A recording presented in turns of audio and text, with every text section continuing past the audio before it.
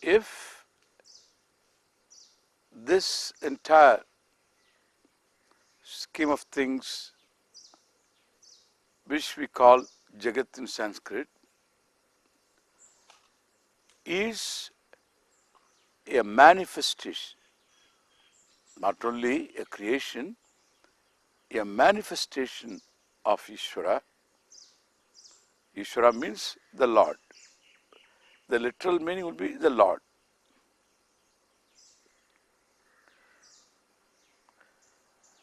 Then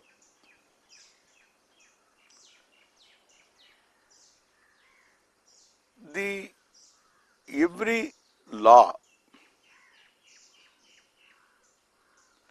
every sambandha, the relationship between means and ends, is also a manifestation.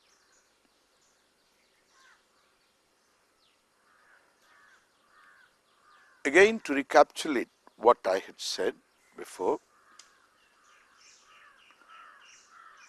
I am endowed with this capacity to desire. I said desiring is a privilege given to me. Desires are a manifestation of this privilege. To fulfill desires, I need to employ means depending upon what I want to accomplish. If you want to see something, you have to be within the range of sight. You must make sure there is adequate light, and also you have eyes open. If the eyes don't see, you have to get upanetram. You have glasses, whatever that is required.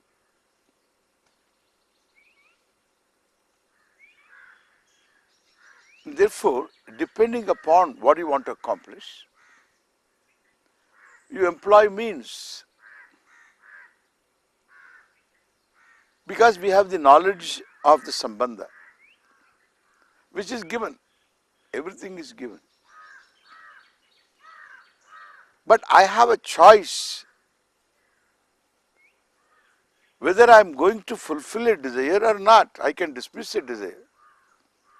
I can be indifferent to a desire. Desires come according to another manifestation of Ishvara. Another order, a psychological order.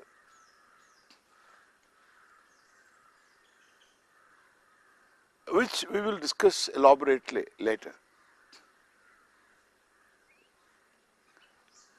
And it's a very important order. We need to understand this. To build our self-esteem, we need to understand all this.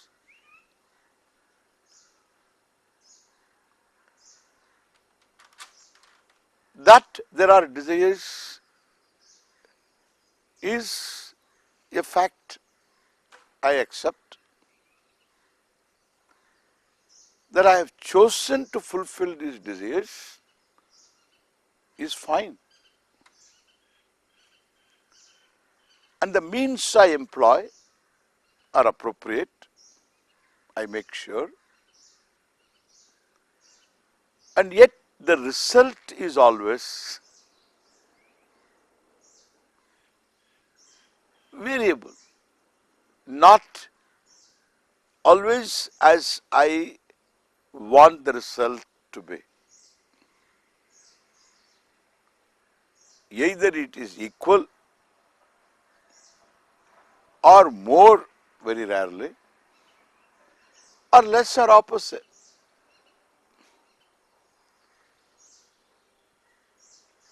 So my attitude should be such that I am not stomaching all of them. I am able to receive all of them, if not with open arms, with the capacity of absorption, assimilation. By saying no, the reality is not going to change.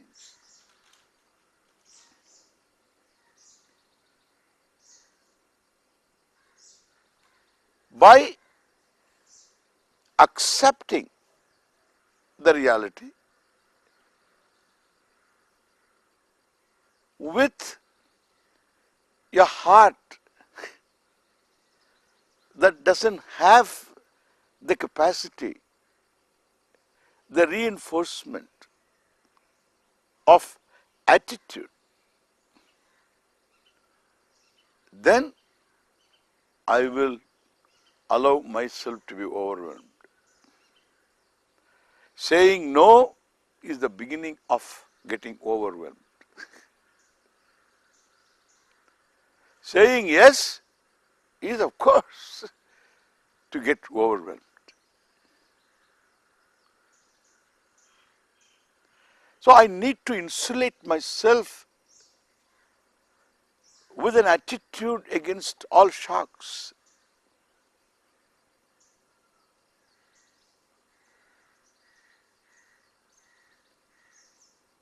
This understanding, which I said, makes me a spiritual pragmatist, a religious pragmatist you can call, or spiritual pragmatist, because religious for us spiritual. Because God is to be understood.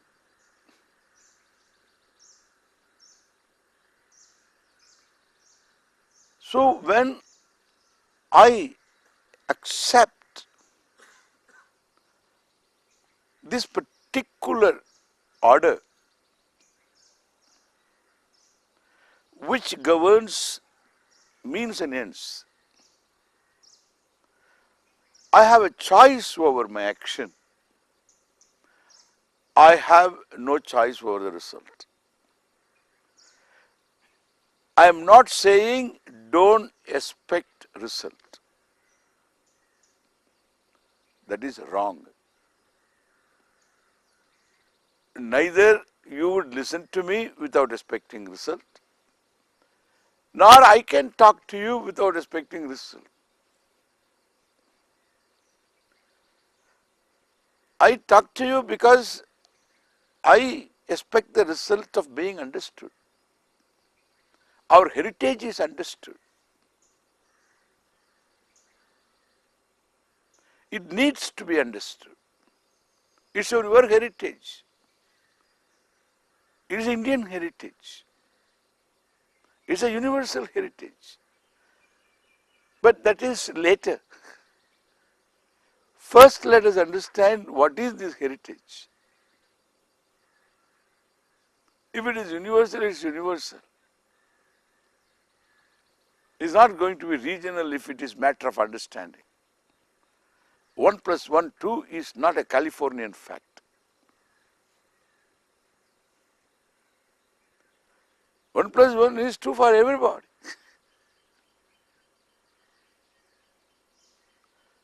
Knowledge is universal. It's not regional. If God is to be understood, it is universal because it is knowledge.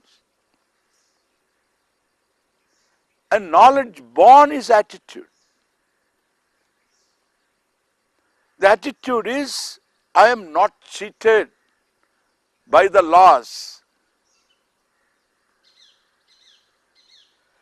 Therefore, I am not a failure either. It's a privilege to act. It's a privilege to desire. Because the freedom that I enjoy makes me act. And what I face is a thing to be accepted, not with the right face. Even I express my disapproval, I should be able to absorb the whole thing without getting myself overwhelmed.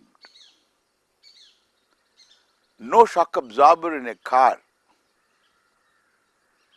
is going to absorb the entire shock. It will save your back. The car will go up and down. But you need a shock absorber.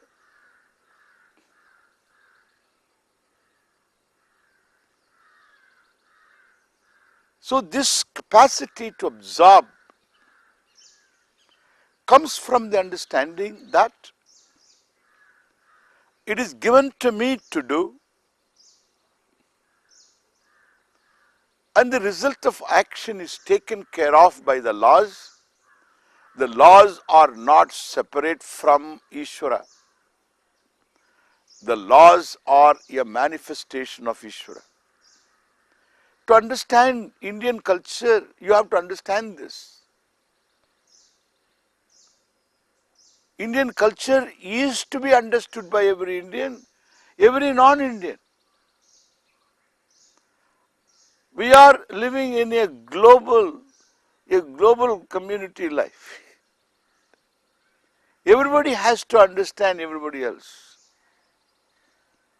This is an age of email. Even Swami is asked, what's your email address? I don't have one. Lord Vishnu has got one.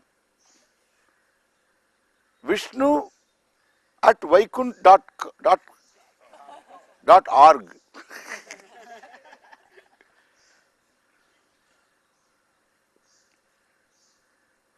This is the age. Every non-Indian should know what India is. Every Indian should know what India is.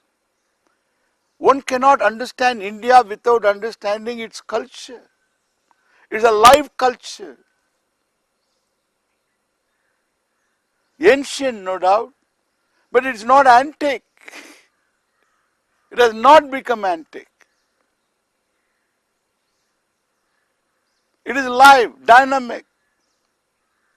It has to be understood. Here is this attitude. A child is born. The name that is given more often than not is the name of Ishvara. You call Narayan, you call Shiv, call him Vishnu, you give Devi's name. The child is called after Ishvara. A name that you recognize as Ishvara. Ramakrishna. You recognize as Ishvara. We will discuss about all this very elaborately later. And also you look upon the child as a gift from Ishvara. That is why we give the word Prasad attached to the name, Shiva Prasad, Gauri Prasad.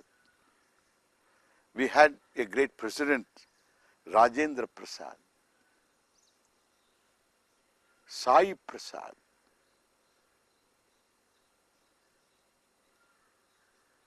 Everybody is a Prasad in fact. Whether Prasad is attached to the name or not, everyone is Prasad. Because it's given. It's not given by chance. No Indian looks upon anything as chance. It's all cause effect. It's all laws. It's all Ishvara. The laws are not separate from Ishvara. How are you going to understand Indian culture without understanding this concept behind, this awareness behind, not even concept, this understanding behind the word prasad? Somebody gives you a big laddu. You have, suppose, sugar. One has sugar. I don't want you to have sugar. One has sugar, blood sugar. One is not supposed to eat anything sweet.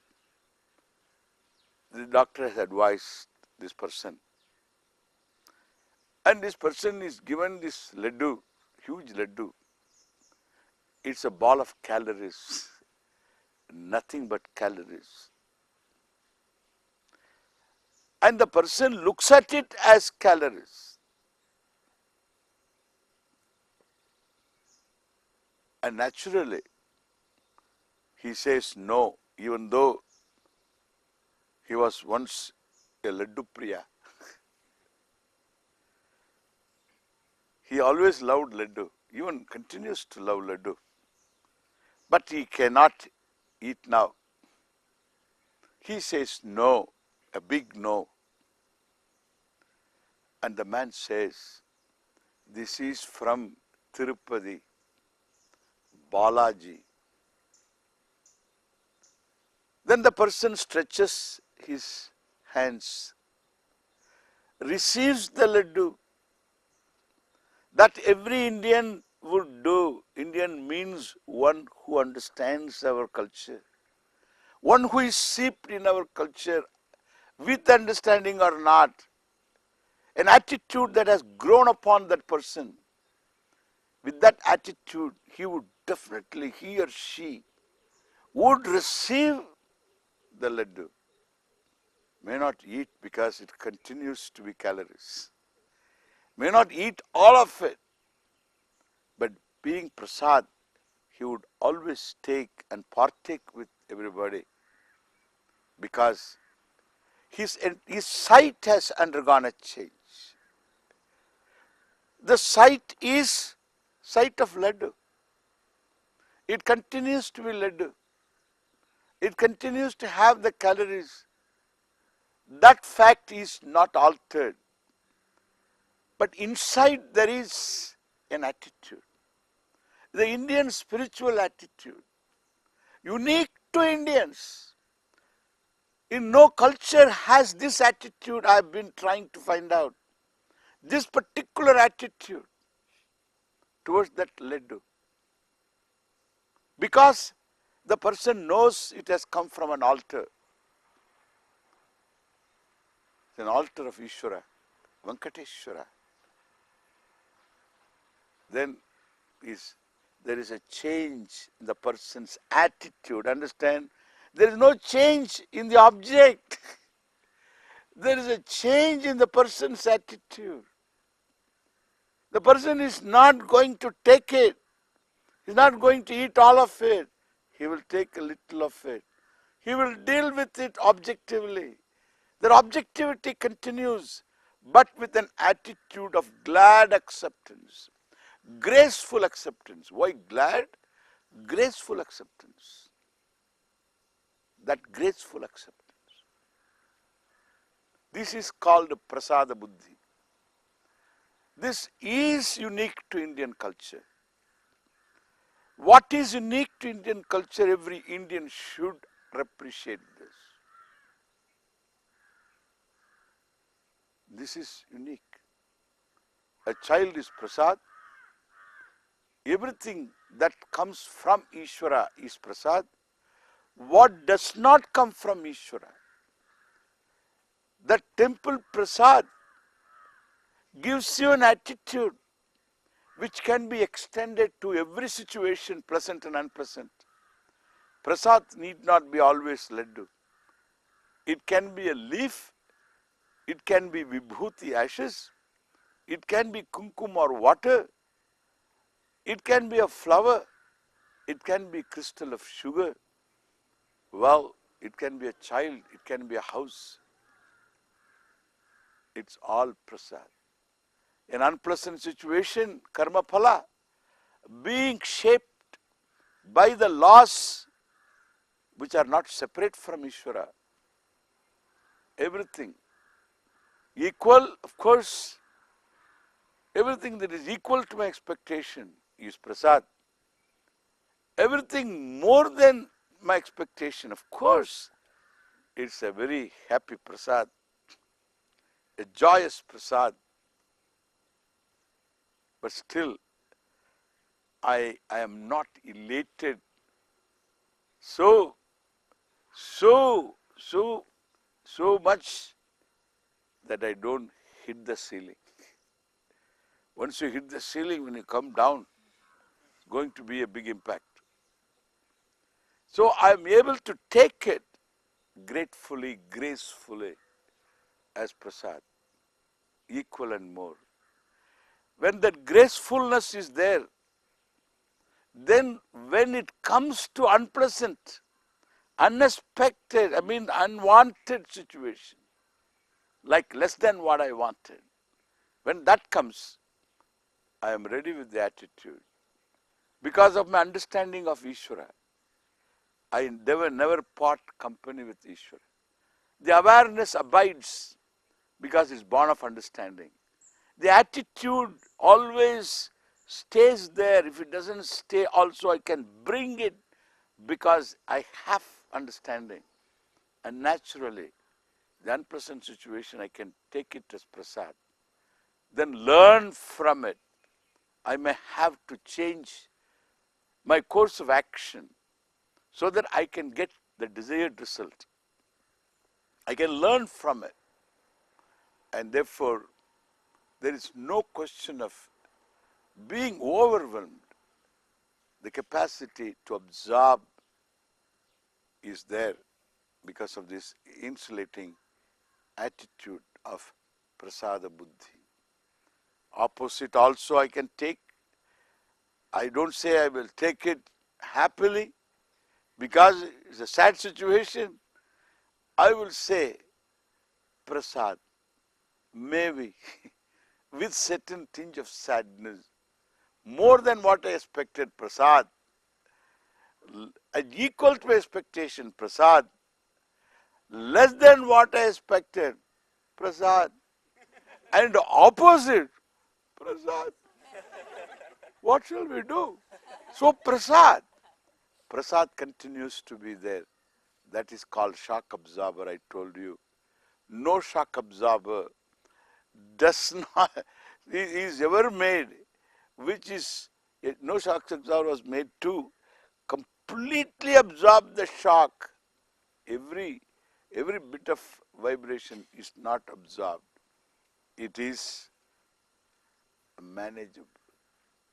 Without a shock absorber, it's a problem. It's manageable. If you have this attitude, a self-esteem, where is the question of losing self-esteem? Because there is no judgment about yourself. There is no judgment. There is a healthy attitude. In fact, you are a successful person because you can absorb even unpleasant and totally opposite of your expectation. Wonderful. Thank you. Again, we'll meet.